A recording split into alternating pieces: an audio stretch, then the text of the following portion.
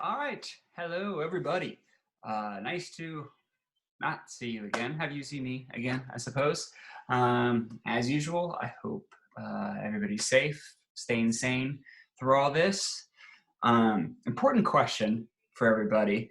Should I let my wife shave my head or try and do a haircut? She's not confident in her abilities to cut my hair, but I really need it. So she just wants to shave my head. I don't know. Tell me what you think. That should be a thing or not. Anyway, today we are going on to the Constitution.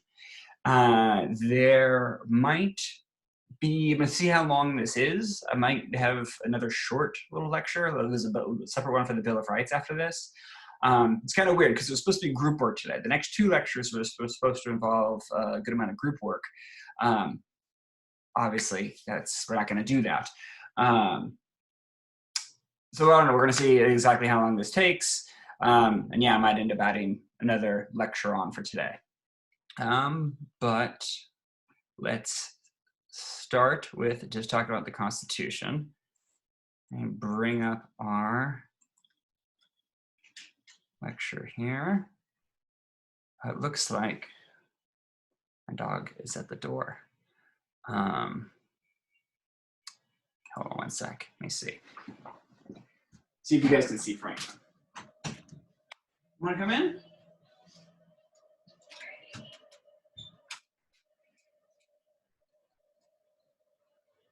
So this is Franklin. Yeah, he's probably going to look everywhere except for at the camera. He's not so keen on sitting in my lap while I do anything on the computer, but Mario's cleaning, so he wants to be next to one of us. Oh, well, I know. So, yeah, he is doing much healthier, by the way, for those who were worried. Okay. He's probably going to scratch at the door over there in a second. So let's get this back up.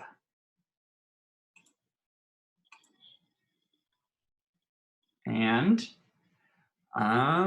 so yeah, today we're talking about the Constitution. Last time we were talking about all the problems that they had with the Articles of Confederation. Today, we're seeing what that turned into. A lot of this is sort of a civics lesson. A lot of it, I'm going to, as I explain things, I'm going to analogize to modern politics, especially in the last couple of years. There's been, we've really pushed the system that has been created. So I will end up talking about politics, and I'm not going to hide my political opinion on that. But I'm going to talk about the ways that here's the Constitution was laid out. Here's ways Donald Trump kind of breaks that stuff. I don't know. We'll get there. But just sort of a disclaimer, I will be talking about politics a bit today. So I hope you're all keeping up on your learning goals and everything. And so we saw, through the 1770s and 80s, it became clear that the Articles of Confederation, the U.S. government as it was, the United States of America was falling apart. Everything was just a total mess. And, they're going to send the best and brightest people to, and this is still a fairly new nation, to Philadelphia. They're all going to meet up in 1787 and figure out what to do. How are we going to rebuild this new government? Every colony sent out delegates, except for Rhode Island. Rhode Island's always the contrarians in this, and they're always going to go against the grain in these early days. But every other state wanted to send people in to participate in this new process. Rhode Island, this whole thing, they were worried the big states they were such a tiny state, and the big states were going to push them out. So that's going to end up getting addressed. And it is, Rhode Island does have a point, that they have this small population, and they're going to get rolled over by states like Virginia and New York that have these big populations. Any sort of big central government is not going to ever respect their interests. was a worry. But we're going to start, actually, as soon as I bring up this share, I'm going to put on a video here. It has quick videos from PBS that, from the guy, if any of you ever watch Wait, Don't Tell Me, the guy who hosts that show, Peter Sagal, he has these little videos about the base of the Constitution.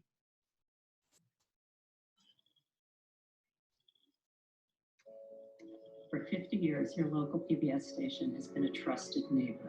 Now, as America faces a new challenge, I wish I could we skip are this all message. together. And PBS remains a critical source of timely and trusted information, a vital part of our nation's emergency response system, and a safe space for young children to learn and to grow. Go to pbs.org to get the latest information on resources for you and your family. Thank you.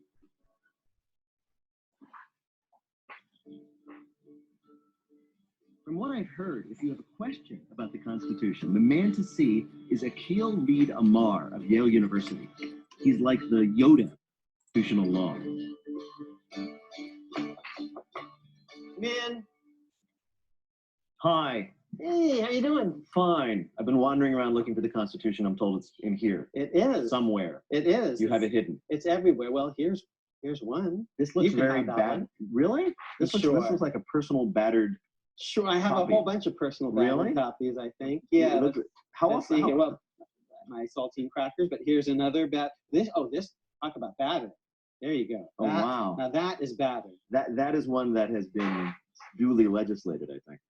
So what is your attitude about the original document? My view of the founding is the following. It makes everything possible.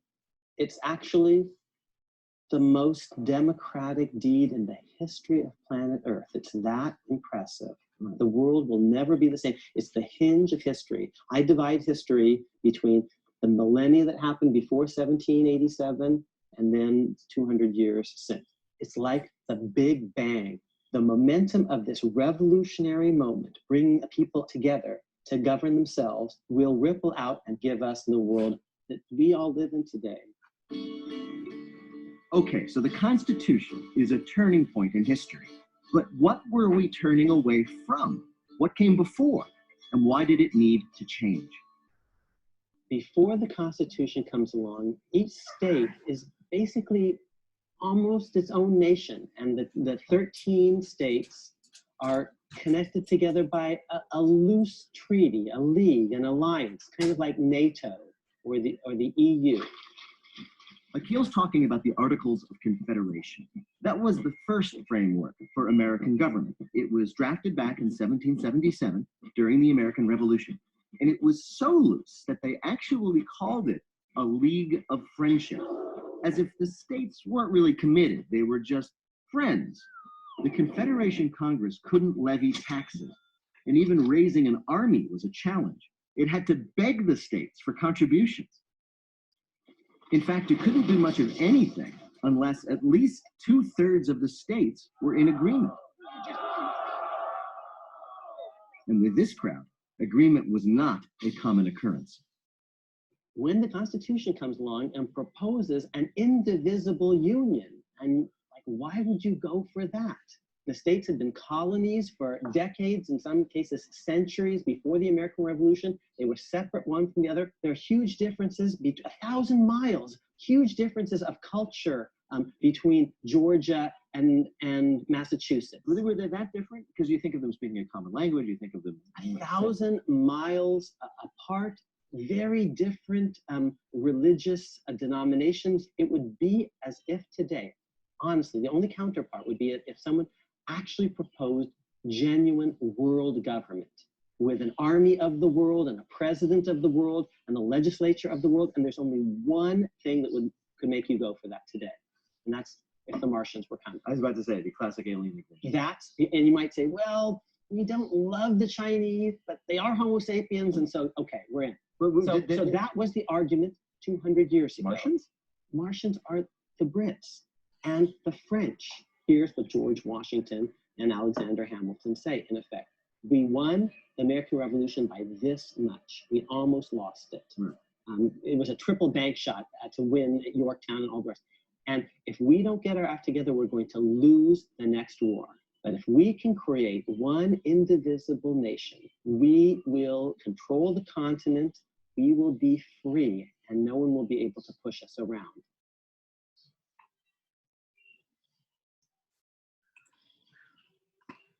All right, so, wait, whoa. I need to share back up my other thing. Okay.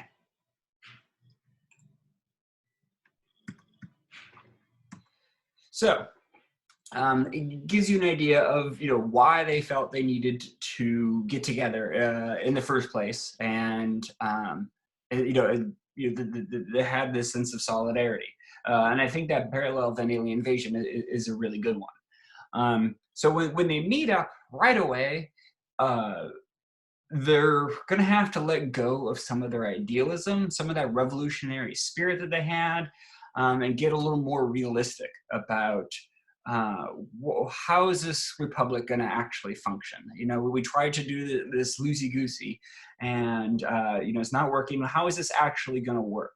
And in those disagreements, we're going to see some familiar arguments arise, because in a lot of ways, it's some of the same arguments that we're having exactly today. And right here, this is when the United States really starts to seem more familiar to our modern eyes. So in the 1787 Constitutional Convention, the majority of members, they all want their, they accept that we need to have a new government. It's going to have to be some sort of stronger central government. It's really about sort of how strong that's going to be. The people who want a really strong central government, mean a federal government, a federation, that is the larger, there was all these individual states, the federal government, overlaps all of those. And those people are going to be called the Federalists. It makes it pretty easy because they want federalism. Also make it easy, those who are opposed to that are the Anti-Federalists. They think the more power needs to be in the states. The central government should not have a lot of power, and the states should have more power. Anti-Federalist is just easier to say than something like statists. That's a tough word to get out. So Anti-Federalist just sort of makes more sense. And they actually didn't call each other by these, when they're at the convention and first hashing this whole thing out, it's only going to be 4 months they're going to write this document, and then they're going to spend 2 years arguing about it. And then it's in that 2-year-long debate that the Federalist and Anti-Federalist titles emerge.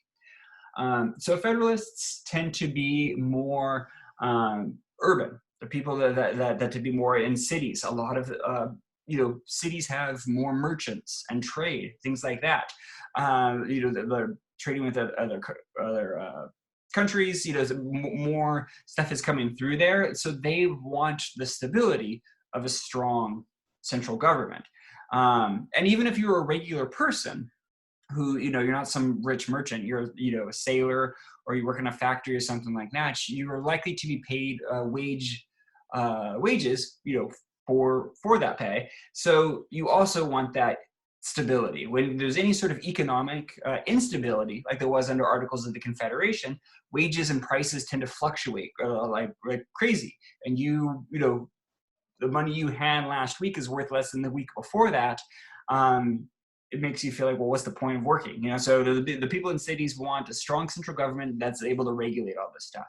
In contrast, the Anti-Federalists in general are more rural. They think that the states need more power, and this makes sense because at this time, especially people that live in rural areas and farming communities, they're still basically in the barter system.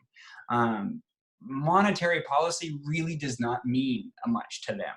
As long as they're able to make sales to they sell off stuff to the cities, it gets traded out. That's their kind of only real interaction with it. But most people on a day-to-day basis are trading things back and forth without ever using any kind of money.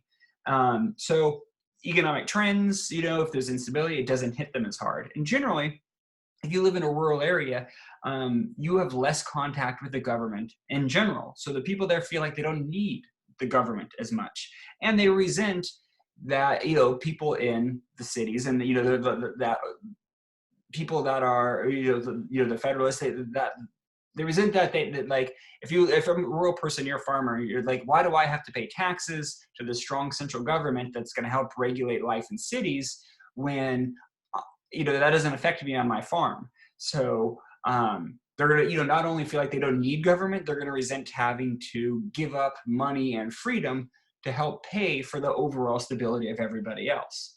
Again, this is not totally different than arguments that that are used today, and this is an oversimplification in general. There are stuff that anti-federalists will want the central government to do. They want strong tariffs, which are taxes on trade stuff. Like if they're selling tobacco and cotton and stuff like that on the world market, they want that stuff regulated. They want a good central government to be able to do that.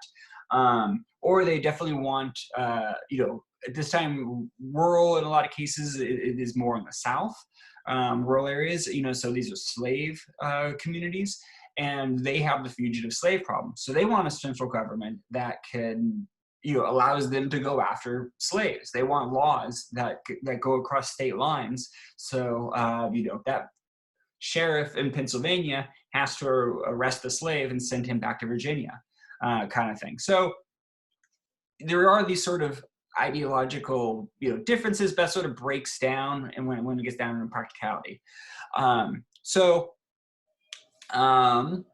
The Federalists are also going to be arguing for like a central bank. That's what we're talking about, that what that means. The sort of national economic policies. We're going to talk about Alexander Hamilton and how that plays out. Where the anti-federalists, want states to basically control all of their money. The Federalists are going to be in favor of the Constitution written as it is in these 4 months that they write out. They want just a straight Constitution, where the anti-federalists want a Bill of Rights. We'll talk about more of that in a second, but that's, generally this idea of a list of law, a list of rights that individuals have in the country. The original Constitution didn't have the First Amendment, Second Amendment, Third Amendment, those things that guarantee the freedom of speech and freedom to bear arms. It didn't have any of that stuff. So they're gonna, that's the thing that they're gonna be pushing for. In the Federalists, you have George Washington, John Adams, Alexander Hamilton. We talked about John Jay kind of a long time ago, I think. Anti-Federalists, Thomas Jefferson, Samuel Adams, Patrick Henry, James Monroe. Most of those guys are Southerners, but it's not, like George Washington, Thomas Jefferson, Patrick Henry are all Virginians, but they're on separate sides of this. Obviously, John Adams and Sam Adams, both from Massachusetts, on separate sides of this.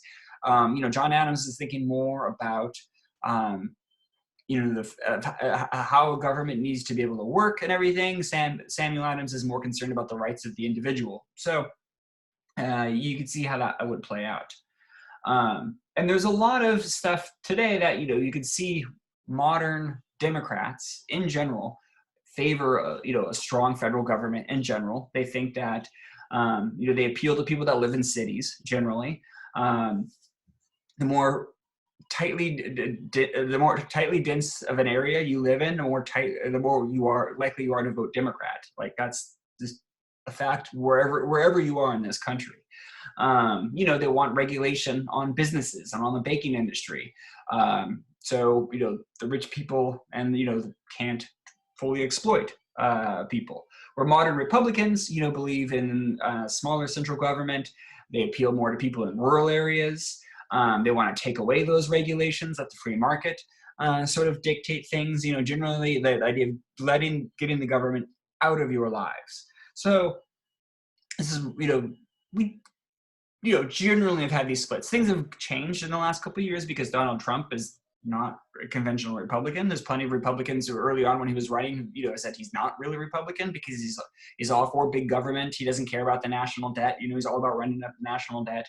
So, all these stuff that would have horrified all Republicans 5 years ago. A lot of them are kind of okay with it now because Trump is okay with it, because there's, you know, he appoints judges that they like, you know, it's social issues, you know, all that kind of stuff he gets on. But this is not where I need to take a stand on Trump in that. I'm just saying, you know, he's not a traditional conservative, you know, in that sense. So, what do I have next here? It was, you know, generally they kind of fall into these two camps in the Constitutional Convention, but it's not a clean cut. It's really of a spectrum of beliefs. Some people like some federalist ideas, some like some anti-federalist ideas. You know, it's you know, it's not as it was not partisan as today, where all federalists believe this, all anti-federalists believe that, and like nothing in the middle. There was a lot of room in the middle at that point. And you know, it's that sort of thing that was, you know, was this debate of how much government is going to be involved in your life. And we all, I mean, in our classroom, you know, if there's 30 of us in the classroom, and I asked, what should we do about healthcare? You know, if there's 30 of us, we'd come up with 40 different answers about, you know, what healthcare should look like. And, you know, there'd be some similarities, but everybody would definitely have differences. So there's supposed to be 70 delegates at this convention. Only 55 would actually make it there. Only 39 of them would actually even sign the Constitution. It ends up being kind of, they weed people out when they're signing this thing. You know, some of the big names that you would expect to be there: Thomas Jefferson, Sam Adams, John Hancock, Richard Henry Lee, Patrick Henry. A lot of those people aren't there. They're going to be involved in the debate later on, but in the actual writing of the Constitution, most of them aren't going to be there. And it's kind of insane that, you know, this document they come up with, this outline for our government, we're still using that 230 years later. We're still using this document. But let's go. I got another video for you here. Same whole deal. Let's see, stop the share. Ideally, of course, I would not be having to be jumping around a whole bunch like this, but we make do with what we have.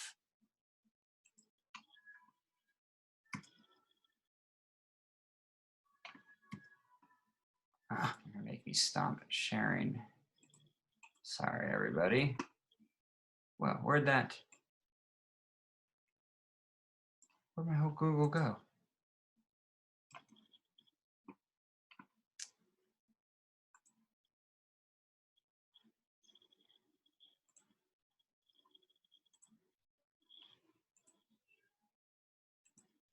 Okay, you should be seeing it now. I was raised to believe, despite where I came from, I could literally be anything I wanted to be. I want to leave a legacy in the songs and I was born and raised in Las Vegas. I go to the University of Arkansas. My office is the great outdoors of Alaska. I love bringing other people together. I feel like I'm doing something important. I had loving, supportive family members who pushed me to dream big. PBS American Portrait. Share your story today.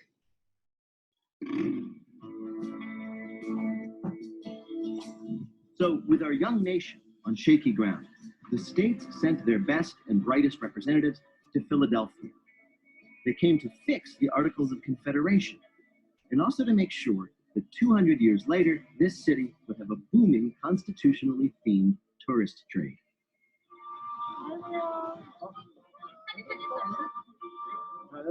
Everybody smile. General looks severe. Here we go. One more. Excellent. Oh, yeah.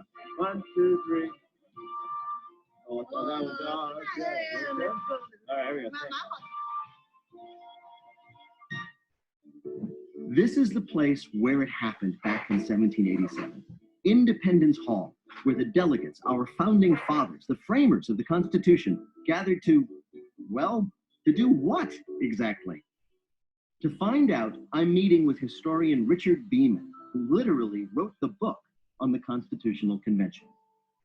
As best we know, it's south to north. Right. South Carolina, Georgia, Maryland, North Carolina, Delaware, Virginia, and here's the Massachusetts, New Hampshire delegations. Who called the convention? Who decided? Was there an individual that said, we must gather together? Well, a group of delegates from the Continental Congress, most notably Alexander Hamilton and James Madison. They had seen the ways in which the government under the Articles of Confederation had put this fragile union in danger. Right. The lack of the power to tax, the deepening debt. 9 states had their own navies. Shays' Rebellion in Massachusetts, so there's civil unrest. People actually rising up against the government. That's right. So they really do have a sense of crisis, that they've got to do something to strengthen this government. So how soon into the beginning of their deliberation did they arrive at the consensus that it wouldn't be enough to fix the articles? They needed to scrap them and start again. This is James Madison's great strategic ploy. He had come to the convention with his own plan that he'd worked on much of the spring of 1787. And that plan called for a scrapping of the articles altogether and the creation of, in their words, a supreme national government with a supreme legislature, executive, and judiciary. And that set the tone for the debate from that time on. They deliberated in secret with the windows and doors closed to prevent leaks. The arguments and debates proceeded for 4 summer months in a room without ventilation, air conditioning, or indoor plumbing. And everybody was wearing wool vests. And they managed to create a whole new form of government. Never before have so many owed so much to people who smelled so badly. Madison's goal of creating a strong central government met stiff opposition at the start because the states didn't want to lose their power and autonomy. Besides, they didn't really trust each other. The slave states of the South were suspicious of the free states up north, and a big state like Virginia could step on a small one like Delaware on its way to have a beer with New York and never notice. It took weeks of rancorous debate just to come up with a plan for how the states would be represented in the new Congress. But they finally forged a compromise. In the House, there would be representation based on population, giving more power to the larger states. But in the other chamber, each state would have 2 and only 2 senators. So in one house, the states would have power proportional to their size, and the other all would be made equal. Try stepping on Delaware now. Once they finished hammering it out, the new Constitution created a government that was very different from the one it replaced. Under the Articles, there was no chief executive. Now there would be an elected president. And there would be a federal judiciary, too, with a Supreme Court. Unlike the old Confederation Congress, this new government would have the power to raise an army on its own and levy taxes to pay for it all. It could issue currency, control foreign trade, and regulate commerce among the several states, that is, interstate commerce. It could also make all laws necessary and proper to carry out its assigned powers. And the framers added what we call the Supremacy Clause. Federal laws would trump state laws. But by listing the government's powers, the framers of the Constitution also limited them. They said, this is what the government can do, and no more. The states would have their own police force, control elections, run their schools, make and enforce their own laws as they saw fit. So while the federal government could, say, raise an army and invade Canada if it liked, it couldn't arrest people for littering or give them a parking ticket.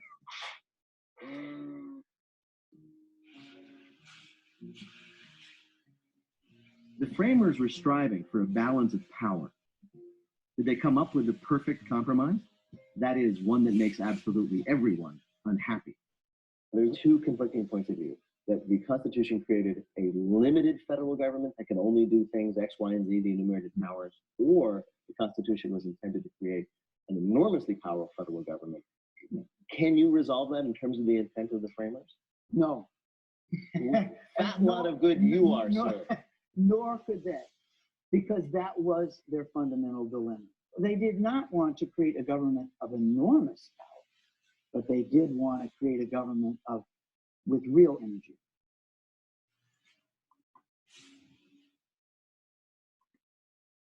Okay. I hope you guys aren't hearing my wife vacuuming too much. I hope that's not really distracting. But that what a good I am stopping from doing it. So we're going to go through the Constitution and look at what they wrote. What the hell is this thing? And we should start at least with the preamble. The preamble is much more than an introduction. It's not just like, the opening, the first sentence of the Constitution. It's a thesis statement. It's almost like, they're writing this essay and they're saying, like, here is our reason for writing this thing. And we're going to break down piece by piece what this thing means. So I'm going to read it. We, the people of the United States, in order to form a more perfect union, establish justice, ensure domestic tranquility, provide for the common defense, promote general welfare, and secure the blessing of liberty to ourselves and posterity, do ordain and establish this Constitution of the United States of America. Okay, so right away, we the people. Those are very famous words, these three opening words. Why does the Constitution begin like that? It's no accident. They could have put in lots of things. They could have said, with the blessing of God, or all kinds of stuff, but they say we the people. Right off the bat, they're letting it known that they're placing the authority of this Constitution in the people and the actual citizens. They are the ones who give the government its power. There's, like they didn't say we the states, we the government, we the representatives of the people. They didn't say we, the blessing of the divine ruler or anything like that. But we the people. It defines the government as, by the people, for the people. And it's embodiment of democracy itself, or at least a republic. To form a more perfect union. So a more perfect union, this is part where I would like you guys to guess some things, and then I would like give, we talk about it a little bit, but that's impossible. So a more perfect than the Articles of Confederation, more perfect than the constitutional monarchy of Britain. It's sort of an admission that that this new nation is not perfect, but they no matter how good it is, it can always be more perfect. It's a work in progress, and so like we're always striving to make ourselves a better nation. So there's a sort of assertion that we argue that the government can be a more perfect union. That's how are we going to do that? This is part of the thesis statement. Like we're writing this thing to form a more perfect union. We're doing that by establishing justice. That's fairly obvious. What is the government if not an arbiter of justice?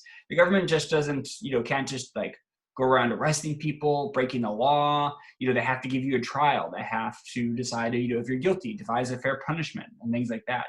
The United States is not about just law and order. It's about trying to find justice. It's debatable, there are many cases where justice has not been given, but that is the goal that that we all strive for. That is one of the more perfect unions we are looking for, is for all people to be able to find justice, as opposed to simply just law and order. Next line is ensure domestic tranquility. This one, what do they mean by this? So the people have a right to live with peace and stability. This goes back to sort of the social contract and John Locke and things we had talked about with that. Through making good laws and living within those laws, you have a society that is relatively peaceful and stable. So that one I think speaks for itself. Provide for the common defense, also fairly self-explanatory. As we said in that video, the whole reason the states got together in the first place was the common defense against a mutual enemy. Now they're sticking together against all future enemies. So that one makes sense. To promote general welfare, This one's not self-explanatory, and this one, there's a lot of sort of debate on what that means. What's the government doing when they are promoting the general welfare? This goes beyond just basic safety. Justice protects you personally in the eyes of the government. Tranquility protects you against your neighbors or your fellow Americans. Common defense protects you against foreign powers. Welfare implies the government wants to do more than just keep you safe. They want to make your life better. They want you to make all people's lives, to be something more than just the bare minimum of safety, but to be able to get better. The dictionary says defines welfare as health, happiness, and the fortunes of a person or group. So one of the biggest debates in the country is what is the role of government in improving welfare and the well-being of its citizens, like healthcare, for instance. How involved should the government be when they're promoting general welfare? Does that include your health and taking care of you? That one is definitely can be a little more complicated. Secure the blessings of liberty to ourselves and in posterity.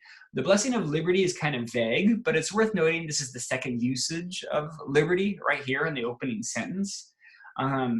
And they're considering the liberty to give you a blessing. Makes it sound like it's some sort of god or deity in a way, if liberty is giving you a blessing. And the United States, that's not exactly not hard to imagine. There is lots of sort of personifications of liberty. There's artwork and statues, and people have dressed up, as Lady Liberty over time and things like that is a common theme where we view liberty as something as a deity that that can bestow blessings upon you.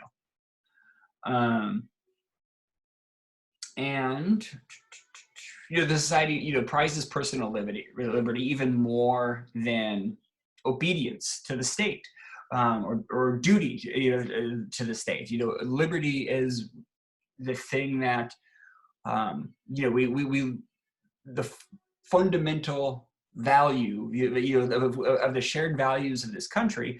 Liberty is at the top of there, and more than probably any other society on earth, we consider sort of independence and liberty to be a virtue. We're all about admiring the individual, thinking for yourself, taking stands, defending what you believe is right. Those are stuff that's completely baked into the American personality, and that's not an accident. That's something that they had put this into the Constitution because they had felt this way, and I think it ends up getting passed down because it's right here in this founding document of how we how we maintain that. A lot of other countries are not nearly as independently minded, are much more community oriented, much more push for obedience. If we were in a classroom in China and I asked one of the students, say, go to one of the rooms and get a desk. They would just get up and go do it. And say that, there's tons of extra desks in the classroom. You don't have no reason to do it. But, if I told them to do it as a teacher, he would just run and do it. Where in the United States, if I asked somebody to do that, run to the other classroom and grab a desk, they'd be like, why? There's plenty of other desks in here. I'm like, because I'm the teacher. I told you to. They're like, no, I don't need to do that. You can't boss me around like that. That's not part of your authority. That's, what you would say, because we have this, this sense of our own sort of personal liberty. But obviously, there's something to be said about putting the needs of the group ahead of your own that Americans find very difficult to do, because this is so baked into our national consciousness. Prioritizing the self, it very easily becomes sort of selfishness and self-centeredness. We're seeing this right now in the middle of the coronavirus crisis. We're seeing this perfectly play out, where like all these people believe I'm not going to social distance, I don't need to wash my hands, I don't need to wear masks in public, I don't need to do all these things because whatever, I'll be fine. I think I'll if I get sick, I'll be okay. And people say, well, you might be infecting other people around you. And those people say, well, I don't care. It's not my problem. There's a lot of people that, have a hard time, that are community oriented and resent the fact that, the state is telling them, hey, you should stay inside. And they say, you can't tell me what to do. People resist it, just off of that sense, even if their own best interests is in mind. So, we all take this risk when we accept the blessings of liberty. But they're doing all this, securing the blessings of liberty to ourselves and our posterity. So they're not, right there they're saying we're not just doing this for the guys who are writing this. We're not just doing this for the people who are alive in 1787, 88, 89. We're doing this for all future generations. They're doing this thing. They're making this Constitution's built to last. We got a plan here. You stick to this, follow this thing, and do what you can to make it a more perfect union along the way. So they're saying right there, this is not just for ourselves. What else am I on here? And we finally, at the end, do ordain and establish this Constitution of the United States of America. So that wraps everything up. They set their goals. They're saying what they're trying to achieve. So here it is. Here's the Constitution. That's why this works. It's a very tight little preamble. It's written very, very carefully for what they're trying to do. So let's get into some of the more nuts and bolts of what that's going to look like. As you hopefully know, that and you saw in that video, the legislative branch. What's the legislator do? There's the legislative. There's three branches of government. There's the executive branch, the legislative branch, and the judicial branch. What do? Well, the legislative branch legislates, meaning they write the laws. They're going to be their whole job of Congress is to write laws. It's going to be broken up into two houses. The House of Representatives, which has members elected from districts according to population, and the Senate, which has just two members per state. This is they're doing the Senate is a way of bringing along the little states like Rhode Island and Delaware that were smaller. This helps them feel like it does make them they have a much bigger voice, and simply being a state, even have a small population, they still have just as much voice in the Senate. Whereas Congress, every 700,000 people has one congressperson. So it's about, California has 53 representatives throughout the entire state. It might even be more now. That's the old figure. I think it might be 54. Where Wyoming only has one. There's less than 700,000 people in the entire state. So the people of California's values, have a lot of say in the Senate. The people of Wyoming do, in the House of Representatives, the people of California have, an outside say. But in the Senate, everybody's voice is, comes out equal. This is where we get into this issue of representation. Gets us to the 3/5 compromise. And this is sort of a very infamous part of the Constitution because it's going to value the lives, or I shouldn't even say the lives, but it's going to value slaves as 3/5 of a white free person. They didn't do this as some sort of philosophical value judgment on what is a black life versus a white life. Nothing like that. This is a way for them to get around this representation and taxing thing more than anything at all. So, they have this issue. What does slaves are obviously not going to vote. There's no way they're going to give them the right to vote. But there's lots of people in the country that don't have the right to vote. Most people at this time don't have the right to vote. There's property requirements, women, children. There's all kinds of people that don't have the right to vote, but they still get counted for representation purposes, even today. So there's for every 700,000 people for one congressman. In that 700,000, that's not 700,000 voters. That's all the people that live there. So children do not have the right to vote. They are still included in that. Even people that are undocumented immigrants that are in this country, if there's an undocumented immigrant in your district, your congressman is still supposed to represent that person. But they have this problem. So how do we count a slave in that? Do they get counted the same as free people? And the southern states would say, yes, those are people. You got to count them. They should be included, because the southern states want more representatives in the House of Representatives. It helps them have an outsized voice. So the southern states say, okay, yeah, slaves, those are people, we want them represented even if they're not voting. But when it comes to taxing people, because how much each state owes in taxes to the federal government, that's also based on population. The more people you have, the more money you got to kick up to the federal government. So in that case, the northern states say to the southerners, okay, well, if slaves are people and you want them to be counted for representation, then you also have to pay that tax burden for them. And then, in which case the southerners say, no, those aren't people, those are property. Like, you can't count them as people. And the northerners are saying, well, you just said that they were people. Like, you can't have it both ways. So the 3/5 compromise was this deal that would make say, okay, we're going to count the slaves as 3/5 of a person for both representation and for taxes.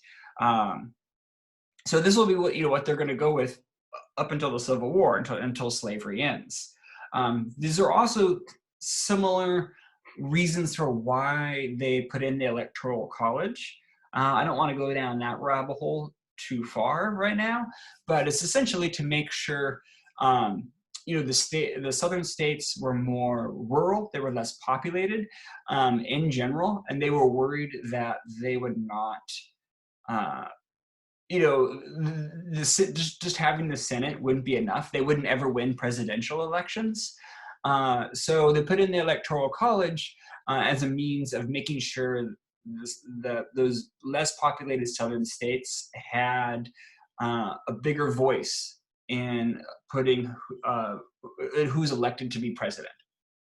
So, we still have this today. And this is part of the problem with what we have. We keep, twice now, the president, George W. Bush, winning his first election, and Donald Trump both lost the popular vote, but were elected anyway because of the Electoral College.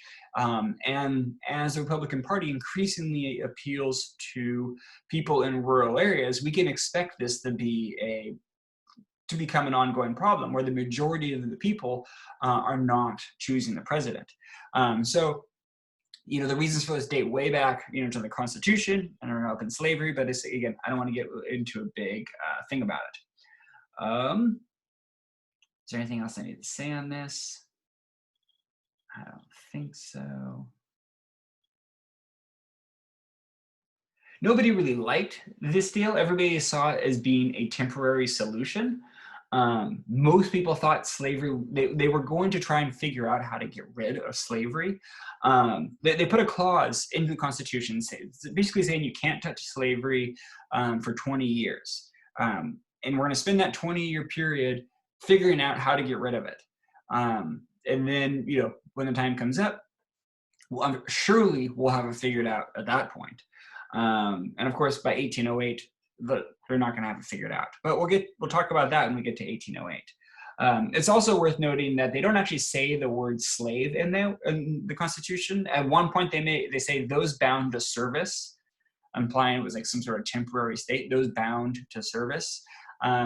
And then, then they refer back to other things that they never use the word slave, because they realize, it looks bad to regulate slavery in your founding document. But they did need to do that. They needed to regulate slavery. So that's the legislative branch. They write the laws. The executive branch, what do? They enforce the laws. The Congress does not. They don't have any sort of they don't have police to be able to enforce their laws or anything like that. It's up to the executive branch.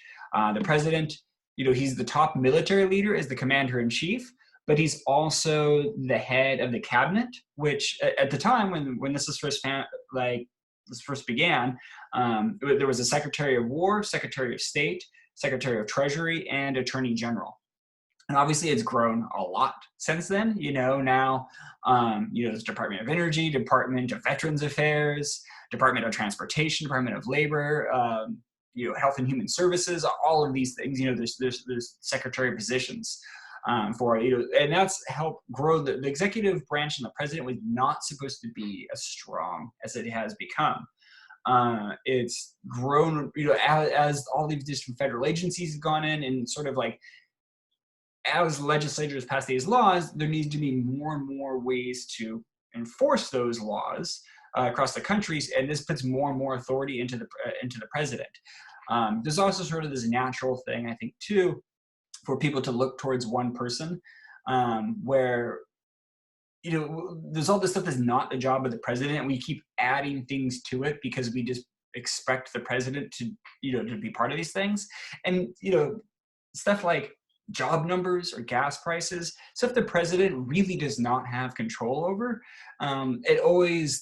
People still act like the president has something to do with that in some way. There's very little, Donald Trump likes to talk about how he added new jobs, and Barack Obama added tons of new jobs too, and he was very proud of saying it. But neither one of them, there's not much they can really do to add jobs. There's stuff they can try to do, and some small places to add government jobs or push regulation or less regulation, trying to add jobs, but they don't have a lot of control over it. But people tend to somehow see that as being a referendum on them or anyway. So it's also worth noting that there's too many laws to enforce, and there's always been too many laws to be able to enforce. So we don't have the time or resources to enforce all of those laws.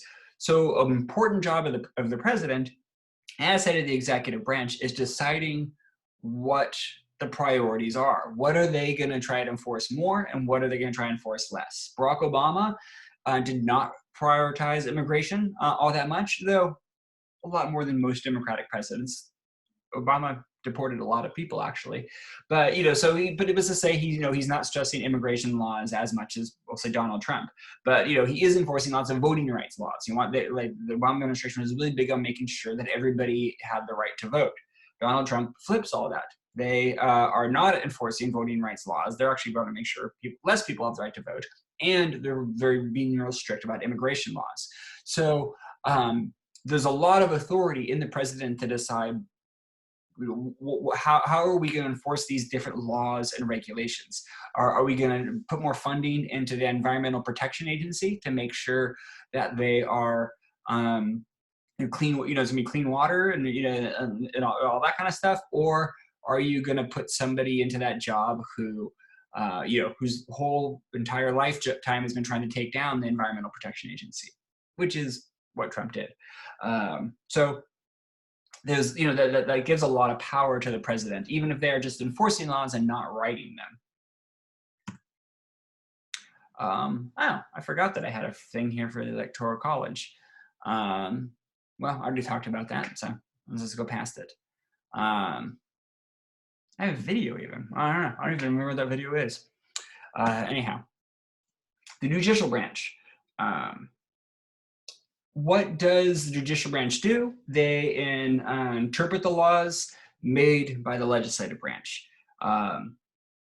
So the whole reason to have courts is is this sort of interpretation of laws. There's this whole system of courts throughout the country. At county level, state level, the circuit court level. The Constitution puts all that, district courts, and has that all, has the Supreme Court at the top of it, but it sets, the first, if some, like the example of fugitive slave laws, You know, if a fugitive slave, you know, escapes and there's some sort of question in legality, say if that sheriff, you know, was, the people of Virginia, say the sheriff in Pennsylvania who didn't try to catch the slave. You know, now there is a court system that can decide, is the sheriff breaking the law or not, for, you know, for not doing that. So, what else I have in here? I don't need to go into all of that. The Supreme Court, you know, being at the top of the system, only sees a handful of cases a year. You know, they decide carefully what they want to be. I just realized the photo I have here of Supreme Court is out of date, but that doesn't matter. Most of you probably wouldn't have noticed that. But anyway, you know, their whole job is, you know, is deciding, is something sort of constitutional. You know, is a law that it, you know, has been passed somewhere, is that correct in the Constitution? You know, you know, they can't write down everything. The Constitution can't include every possible scenario. And even when, you know, when Congress writes laws, they can't imagine every possible scenario. So it's the job of the Supreme Court to say, well, is this stuff fitting into the original Constitution? Are these laws that passed fitting into the Constitution? Or, you know, is this little local law, does that contradict like some larger federal law? Things like that. And this it sounds, you know, this is important because you have to have a common founding document. You have to have the Constitution as a sort of common base, because otherwise things would always be changing. If you did not have, if we're all trying to interpret off this, you know, the single founding document, every time new presidents and new congressmen and stuff came into power, it would constantly be changing out. Like, so we have to have a, you know, a single system that we're all working off of. I should say, you know, there's 9 Supreme Court justices now, but that's not set in the Constitution. There was 6 at first. They got moved up to 9. In the 1930s, Franklin Roosevelt wanted to move it up to 15 because he didn't like rulings that he was getting. And, you know, he wanted to add 6 more Supreme Court justices. But he ended up getting shot down, and a lot of people really hated him for trying to do that. And also, at first, it was not very clear what their job was. The Anti-Federalists didn't want to give the Supreme Court too much power. But it wasn't until 1803, the Chief Justice of the Supreme Court, in deciding case Marbury versus Madison, which I'm not going to talk about the details of that because it's complicated. But he basically decided for himself they have the right to overturn laws of Congress. If Supreme Court says that a law of Congress is unconstitutional, they can strike it from the records. So that definitely gave them more power. It's also worth noting that, you know, the Supreme Court doesn't have any sort of army or anything themselves. They can make court rulings, but that doesn't mean that, you know, if the executive branch doesn't enforce that, then there's nothing they can do about it. And there's been times in the 1830s, Andrew Jackson was told not to, he had to honor Cherokee treaties. He couldn't just go steal their land. And he just went and did it anyway. And the Supreme Court says, no, you can't do that. Like we told you, it's unconstitutional, you can't do it. He's like, I'm doing it anyway, what are you gonna do about it? And nothing. In the 1950s, in Arkansas, they were trying to not enforce integration in public schools. There had been Brown versus Board of Education, was this very land-breaking Supreme Court ruling where the Supreme Court says you cannot have segregation in public schools. So Arkansas, you know, very southern state, was saying, you know, we're just going to do it anyway. And they almost got away with it. They actually sent out the governor sent out the State National Guard in Arkansas to keep Black students from walking into the high school. If not, the president, Dwight Eisenhower, stepped in and said, like, no, you have to follow the Supreme Court ruling. And he took out the National Guard. He sent in the U.S. Army and made sure that those black students were escorted into the high school. So that was sort of the, you know, one of these defining moments where if he had not done that, then everybody would have just said, forget it, we're just going to segregation anyway. So these things need to be enforced to work. I had another slide just talking about all this right here, where like I totally forgot about it. Or talk about the Little Rock Nine.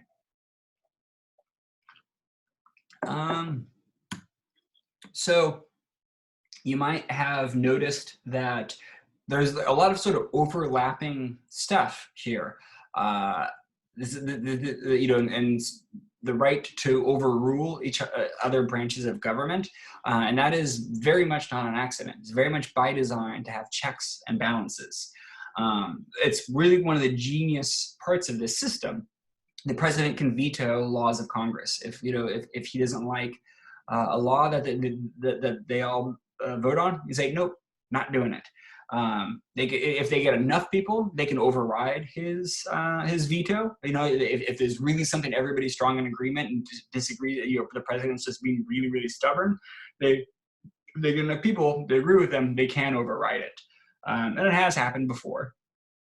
There's also, you know, the president appoints Supreme Court justices, but the Senate has to approve them. You know, they have to vote on it. Even, you know, different cabinet positions within the executive branch, the Senate has to approve that. There's all these little things along the way to make sure, you know, for checks and balances to be able to watch over each other. And unfortunately, a lot of it is not necessarily done by law. It's not set in the Constitution. It's very loose in the Constitution that gives these authorities. And it's what we call norms. When you hear how Donald Trump breaks a lot of norms, stuff that's not necessarily a law, but stuff that's the way we've always done things. And, you know, it sort of stresses the system when you change it. An example that's not quite for Trump, but in 2016, Supreme Court Justice Antonin Scalia died. So that leaves the seat open.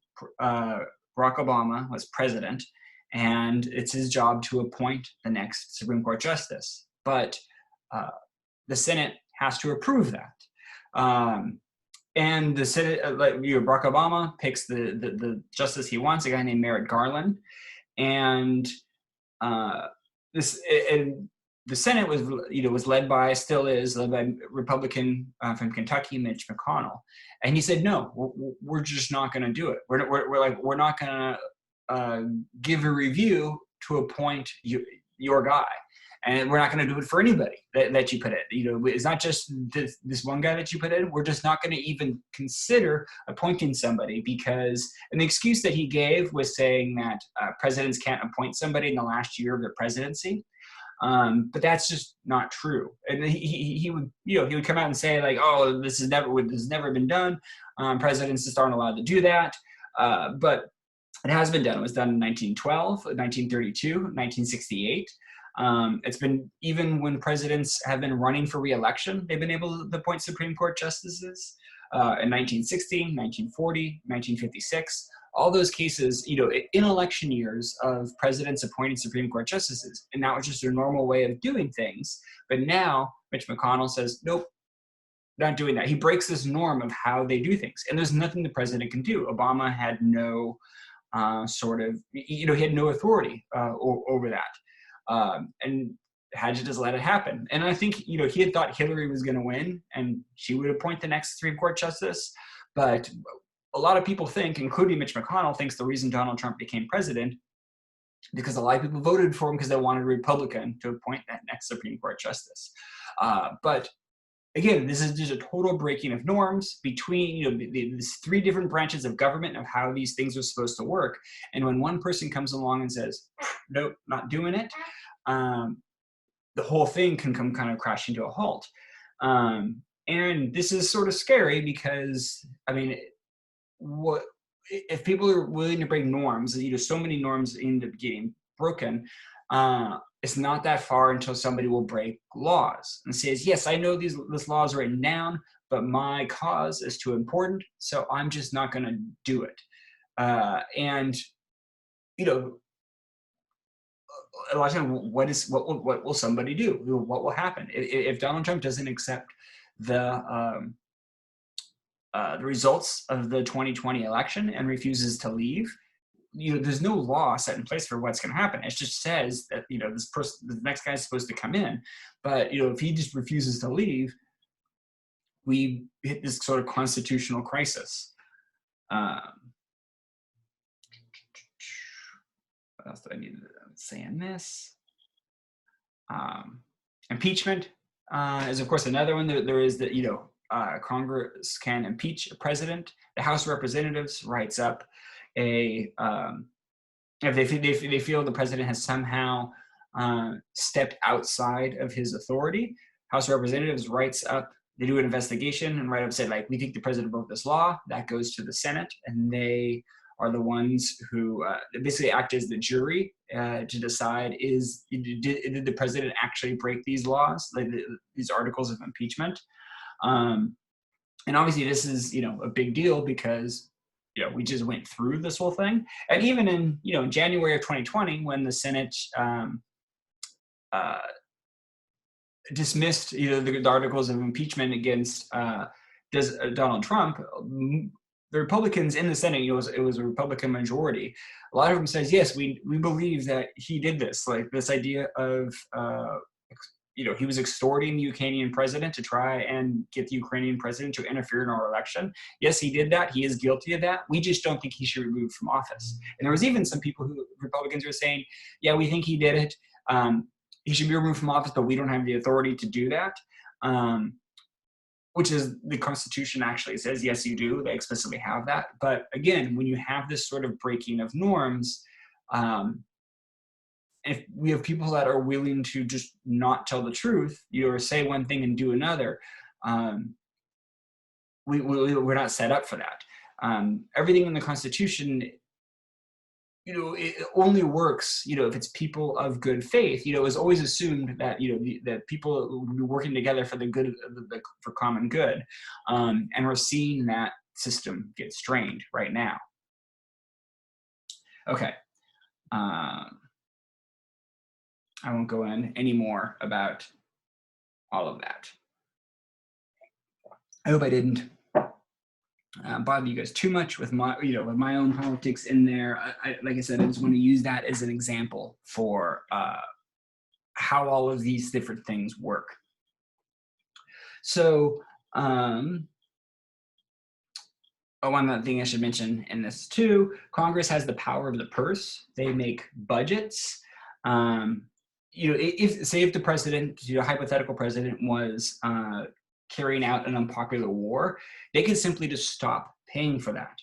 You know, the president's in charge of the military, but Congress funds the military. And if there was that's nothing like that has happened, but essentially, you know, it is Congress's job to make these budgets, and they, you know, decide where the money comes from.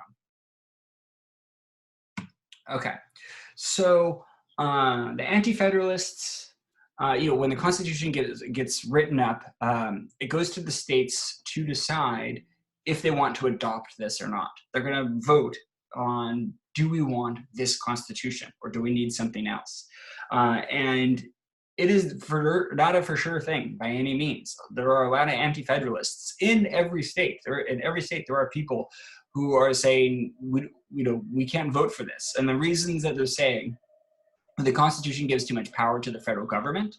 You know, it is taking too much power away from the states. You know, this idea of just, like, you know, New Yorkers know what's best for New Yorkers, and somebody in Washington D.C. shouldn't be telling us what to do, or, you know, Vermonters, or I guess Vermont wasn't a state yet, but, you know, whatever it is, you know, they don't want to give up their local authority for the large central authority.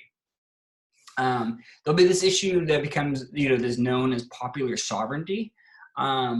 And that's definitely going to play in when we go into the Civil War. I mean, you know, the will of the voters in a local area is more important than what the voters in the entire nation wants. You know, we don't want the whole country telling us how we do things. In this case, when popular sovereignty comes up, Kansas is going to be the big thing. Like people of Massachusetts and people of Georgia can't tell Kansas how to, what laws they have, and specifically that's going to be about slavery is the big thing. But back this time, that idea of popular sovereignty was still around. Ben Franklin had used it. Being the will of the voters in a particular area, is more important than what the nation wants as a whole. The other big thing that the anti-federalists are going to be upset about is saying the Constitution doesn't have any sort of Bill of Rights. It doesn't have anything that guarantees the rights of the personal citizen, individuals. And this is what I was talking about, freedom of speech, freedom of how your trial is going to go, like how you get arrested, if law enforcement has to have a warrant for your arrest, all those type of things. The Constitution, as it was first written, didn't have any of that. And the Federalists said, we don't need it. It's already all here. If everybody it works and how this is supposed to, the system as it's laid out, then we don't need to have those Bill of Rights. Like we have checks and balances, and if anybody steps out of line, somebody, the other branch will be able to shut them down. But the Anti-Federalists were saying, like, no, within a few years, there will be people who will be willing to break norms. So we have to have, as part of our founding document, this list of things of these are the rights of the individual citizen. And I'll run it a little longer than I wanted to. Say like they made the point, there's nothing in this that keeps the federal government from passing a new version of the Intolerable Acts. All those restrictive laws that Britain had put on Massachusetts, they're saying, the government could just do that in a few years and be able to, completely, turn tyrannical against the people. So this debate is going to play out across the country. Every state is going to be having, over this period is going to be having arguments going back and forth. One of those big battleground states that's going to be deciding this is New York. It's kind of split. The lower part of the state is very urban. Upper part of the state is more rural. There were, still this time it was about evenly split between rural and urban. And this also happens to be where a guy named Alexander Hamilton lives. And Hamilton is going to write a bunch of these letters over time that are being known as the Federalist Papers, that is going to be making the case for the Constitution as it is. And it'd be worth, sort of checking in for who Hamilton is. He's one of the more popular founding fathers right now because of his mad rhyme skills. But, before the musical came around, I didn't think about Alexander Hamilton very much. I knew he's the first Secretary of the Treasury. I knew that, he favored, a strong central government and that he's killed by a vice president, in this famous duel. But that was kind of all I knew. But so there are some important things about Hamilton, and today we're going to kind of get to with sort of regular stuff that is in the government. Next week, we're getting into some juicy scandals that he was involved with, and how he got killed and this duel and kind of stuff like that. So Hamilton, he's an interesting case because he was born on the island of Nevis. He's in the West Indies. It's what what we now call a Caribbean island. He was born out of wedlock. His father was Scottish, sort of low-level aristocracy. There's some speculation that his mother might have been mixed race, that Hamilton might have had a little African blood in him, but that's one of the things we don't know. There's also people that say that Hamilton's mother was a prostitute, but that's probably something that his critics had made up about him later. People were every bit as dirty about politics back then as they are now. And it seems that, his wife or his mother probably was not a sex worker, but she was apparently married to somebody else when she had a child, when she had Hamilton, with the Scottish aristocrat. But that other guy she was married to was this abusive asshole. who spent all her inheritance money. I don't know. There's all kinds of sort of juicy gossip that, before Hamilton was even born. But at any rate, Hamilton's father had abandoned their family by the time when he's still a very young kid, leaving the family completely destitute. And his mother died when he was only 11 years old. And that same year, Hamilton started working as a clerk in a merchant's office. Yes, at 11 years old. And apparently was even super good at it. It was clear that he was basically like a genius and a whiz with like anything, accounting and numbers and stuff like that. On that side of anything with numbers in business, he was great at it. And he so impressed the people on this island that they pulled together a whole bunch of money to pay for Hamilton to go to school, to go to a university in New York City, which he did at 16 years old. In 1773, he gets on a boat and lands in New York. Obviously, this is just years before the Revolution, and he's instantly drawn to the patriot cause. He joins the army when the war breaks out. He fights very well. He catches the attention of George Washington, who took Hamilton as his personal secretary during the war. A lot of the letters and stuff that Washington writes were actually written by Hamilton. And throughout the war, Hamilton's a young man. He's basically a teenager, and he wants to be in the fight. He wants to be in the action. But the Washington's like, no, you're too smart from that. I'm not going to risk you with that type of stuff. I need you for your writing skills. And eventually he does let Hamilton lead troops in the Battle of Yorktown, and Hamilton fought heroically in the war. After the war, working in government comes very naturally to Alexander Hamilton. And you might assume he's got this sort of troubled childhood. He's a poor orphan. He's grown up on this poor island. He starts working at 11 years old. He's sent to school on the charity of others. He's all about working from the bottom to the top. You would think that he's, this sort of man of the people. And plus, there was like a hip hop musical with, like a cast of all people of color about him. So you'd think, he's all about, democracy, power to the people and stuff like that. But no, actually, it's the exact opposite. Alexander Hamilton is a snob who totally looks down on poor people. He does not think much of the common man and does not trust in their decisions, how to make decisions, and wants to do whatever he can to keep regular people from basically messing up the American government. So today, self-made men often don't understand why others can't do the same, and probably part of why he looks down on common people so much. The whole premise of the United States being, democracy, he was skeptical of. He thought we should be more like the British government. He wanted to be almost exactly like the British government. He thought the president should be a position for life. Because he thought, like, how much could one person do in 4 years if, like, a president has to keep constantly campaigning for his office to stay in office? That's taking time away that he could be governing. And the longer he's in the position, the better he would get at it. Which there is something of a point of that, but yeah, of course you have to take precedence out of office. And he knew Washington would be was going to be the president as he was making these arguments, and Washington was like Hamilton's all-time hero. So he really wanted Washington to be president for life, but everybody else really turned that down, from the very beginning. It was pretty clear that would not be, we could not have basically a king, for life.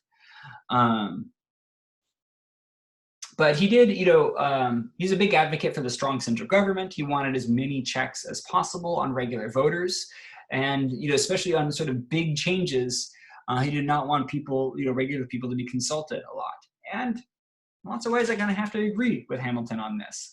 And the last decades have shown us anything that, the American voters could kind of be idiots who get tricked into voting against their self-interest. People do not always vote for what is best for them. And, it might be a good idea to have checks in place for, to keep demagogues from corrupting the system. But anyway, what's my next thing? because of the sort of economic chaos of the Articles of Confederation, Hamilton really believed that there needed to be a national bank. It would be a privately owned bank, but the U.S. would be the actual United States of America would be the majority shareholder. And Hamilton felt this would like sort of stabilize the national credit, manage all the war debt that they incurred. That, they were siphoning tons of money still, from the war. So there needed to be a strong central bank that could regulate all that stuff. The Anti-Federalists hated this idea. They thought marrying government to banking and business was like a huge mistake. Basically, is making sure that rich people in government stayed rich forever.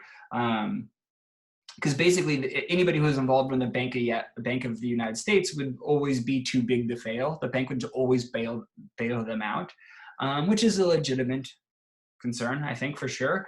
And I should say, Hamilton ends up winning this. There was a Bank of the United States up until the 1830s. For a good 40 years as a Bank of the United States. But then Andrew Jackson just pulls all the money out of it in the 1830s because he hated banks. So today we have the Federal Reserve, which is different. It's not a bank. I don't know much about the world of banking, but it basically regulates monetary policy rather than, it's not a bank. Like I said, next week we'll get into sort of dirty politics, shit talking, people getting murdered. Hamilton gets blackmailed for carrying on an extramarital affair. And he actually gets blackmailed by the mistress, or by the husband of his mistress. Yeah, tune in for that for sure.